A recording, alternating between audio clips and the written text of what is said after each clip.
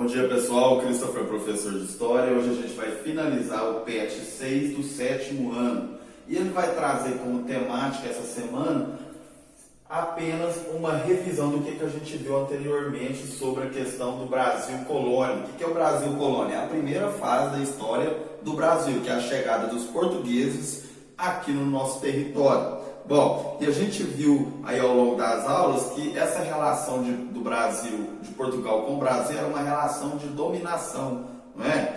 Com aquela questão do pacto colonial. Vocês lembram o que era o pacto colonial? Existia uma metrópole, existia uma colônia. A colônia era a posse, a metrópole era a dona. Então, Portugal a metrópole, Brasil a colônia. Então, as riquezas do Brasil praticamente era destinada para Portugal, não é? Para enriquecer Portugal. Então, essa é a relação de dominação. E o que é mais importante para a história? A questão cultural, né? Sobre as mudanças e permanências ao longo da história. Não foi assim? Então vai rolar uma circularidade cultural. O que é circularidade cultural? É o encontro de duas culturas e essa aqui vai absorver uma cultura europeia, que é o caso do Brasil. Porém, aqui vai ser mais imposição, aquela questão de forçar os nativos que viviam aqui no Brasil a viver nos moldes europeus.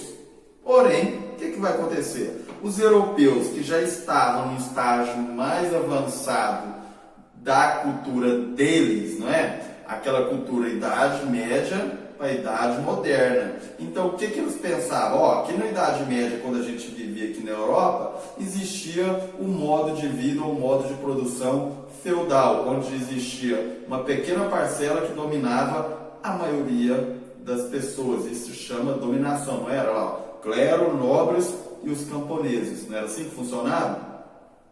E lá também na Europa, aquela parte ali, Europa, Ásia, existia o período clássico. O que é o período clássico?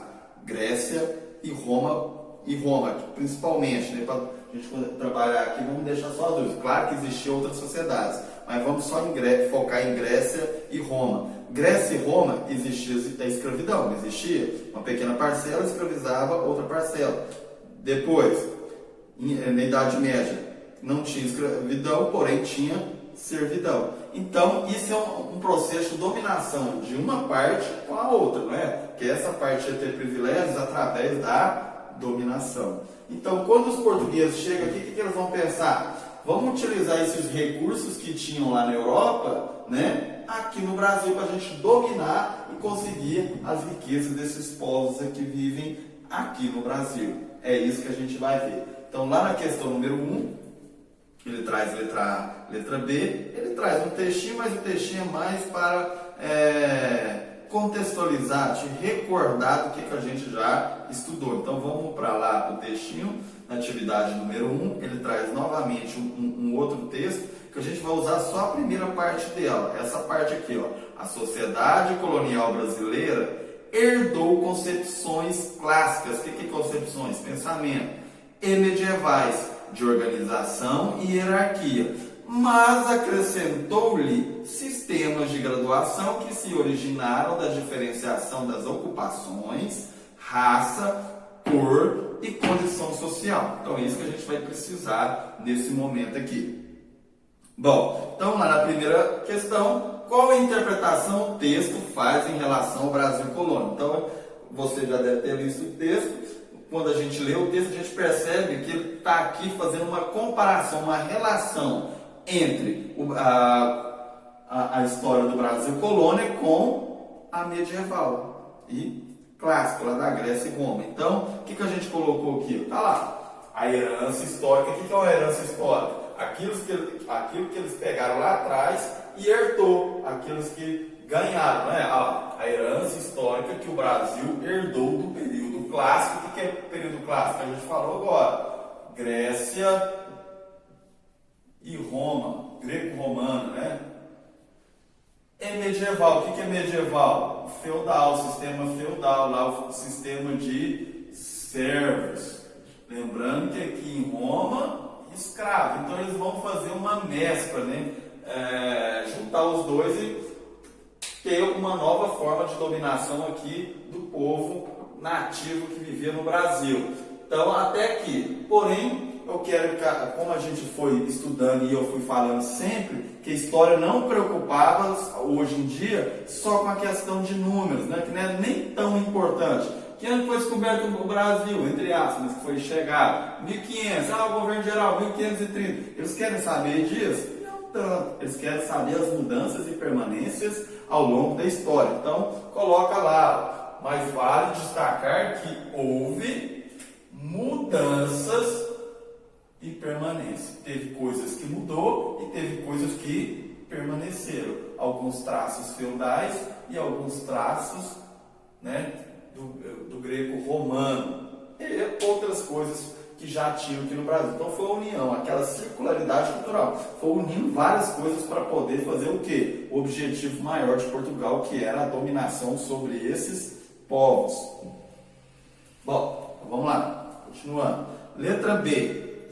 Qual relação a autora faz entre o período medieval e o processo colonial do Brasil? Então você vai praticamente copiar aquilo que a gente leu do textinho acima, né? Sociedade colonial e tal. Então eu comecei lá de organização, ó. Organização e hierarquia.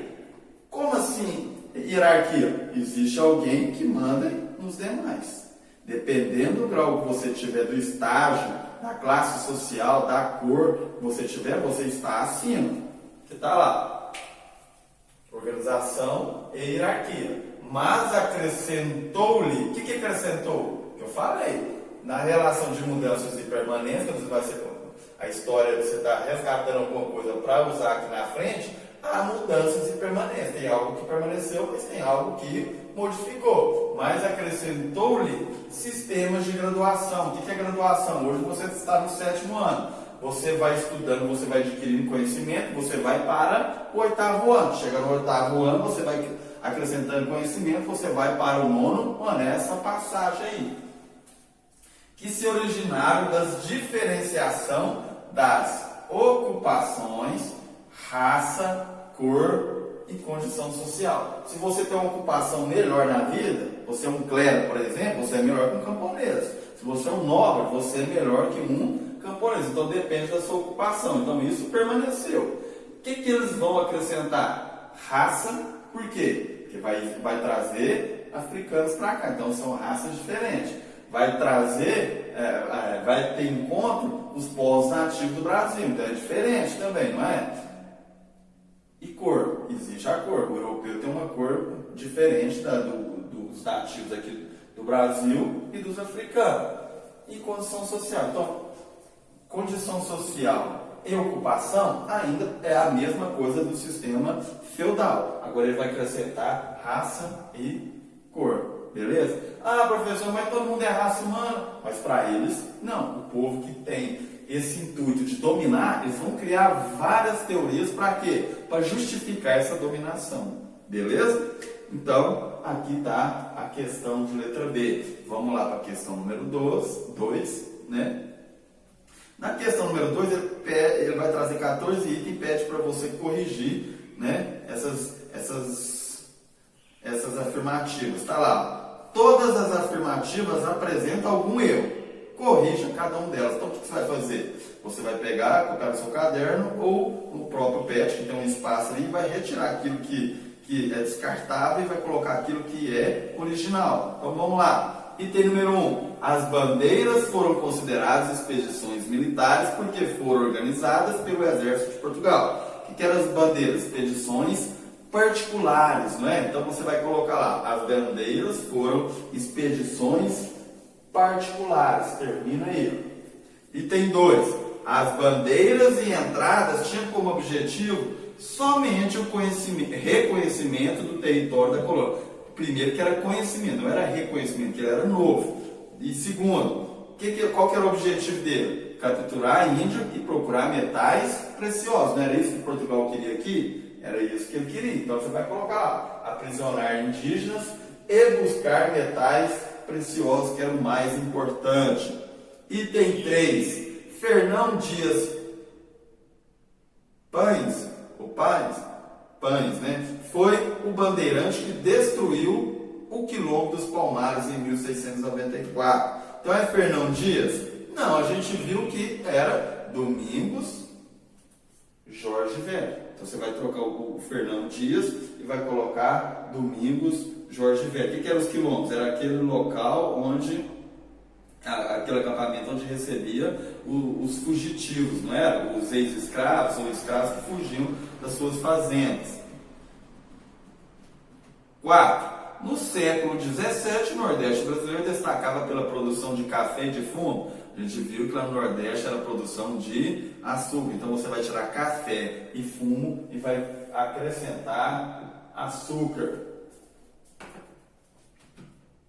As bandeiras eram expedições militares patrocinadas pelo governo de Portugal. Então a gente viu lá que tinha entradas e bandeiras. Se bandeiras eram particulares, as entradas não. Então você vai colocar lá no item 5, você vai tirar bandeiras e vai colocar entradas. Aí vai ficar, as entradas eram expedições militares patrocinadas pelo governo de Portugal. Item 6, a tentativa de transformar o índio em escravo foi um sucesso? A gente viu que não foi um sucesso, senão eles não teriam voltado lá em África, pegado escravos lá em África e trazer para o Brasil. Então, em vez de sucesso, você coloca fracasso.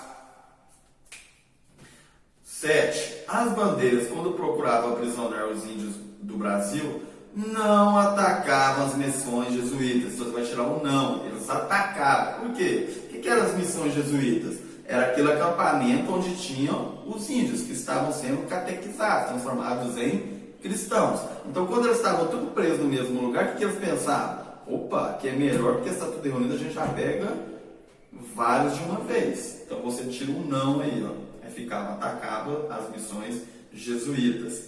8. As entradas eram expedições patrocinadas por investidores particulares. As entradas eram patrocinadas por Portugal. Agora as bandeiras particulares, como lá no item 1. Então você tira entradas e coloca bandeiras. 9. As expedições chamadas bandeiras nunca ultrapassaram os limites estabelecidos pelo Tratado de Tordesilhas.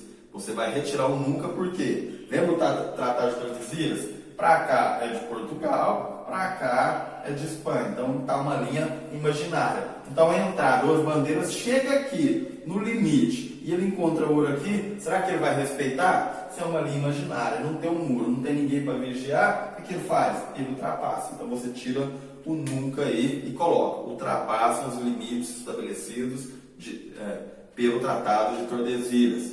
10. Dentro das sociedades indígenas do Brasil, os homens realizavam muitas tarefas das mulheres. Então a gente viu que na sociedade dos indígenas existia uma divisão de trabalho. Esse tipo para homem, esse tipo para mulheres, né? Então você vai colocar, as tarefas eram divididas entre homens e mulheres. 11. As tentativas de escravizar os índios só terminaram com o fim da produção de fumo. Era açúcar ou era pau-brasil, por enquanto. Então você vai colocar, as tentativas de escravizar os índios só terminaram com a interferência, primeiramente, da igreja, que forçou a coroa portuguesa a estabelecer que aquilo ali não poderia acontecer mais. Então você é a igreja e da coroa portuguesa. O que é a coroa portuguesa? O rei de Portugal.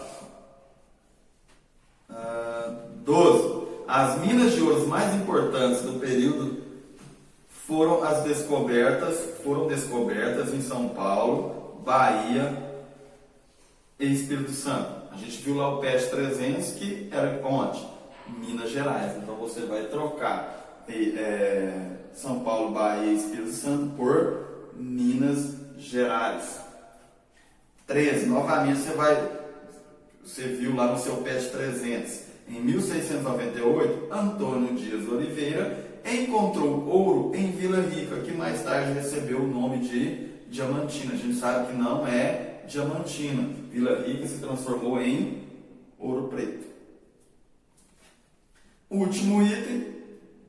Com a descoberta de ouro, o governo de Portugal permitiu a entrada de qualquer um na região das Minas Gerais que quisesse trabalhar na extração dessas riquezas. Se você tivesse um local onde você descobriu que tinha ouro e aquilo era propriedade sua, você ia deixar qualquer um entrar? Não, só pessoas de confiança, não é? Então você vai tirar, permitiu a entrada de qualquer um e vai acrescentar. Tentou controlar a entrada de pessoas. Aí ficaria, com a descoberta de ouro, o governo de Portugal tentou controlar a entrada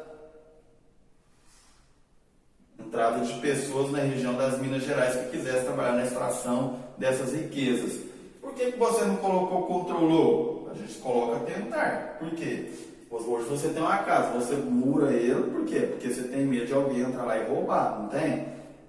Mas aquilo ali é 100% seguro? Não, alguém vai tentar. Inclusive tem casos aí que tem muro, tem vários outros negócios de segurança e ainda é roubado. Então você coloca tentou, beleza? Pessoal, então aqui a gente encerrou a correção do PET 6, né? As 4 semanas está aí disponíveis no canal. Na próxima semana a gente dá início ao PET 7, que é o último, né? Aliás, o último não, o penúltimo PET, beleza? Então até a próxima e faça a correção aí e na próxima a gente já dá início ao PET 7, beleza? Um abraço e até a próxima.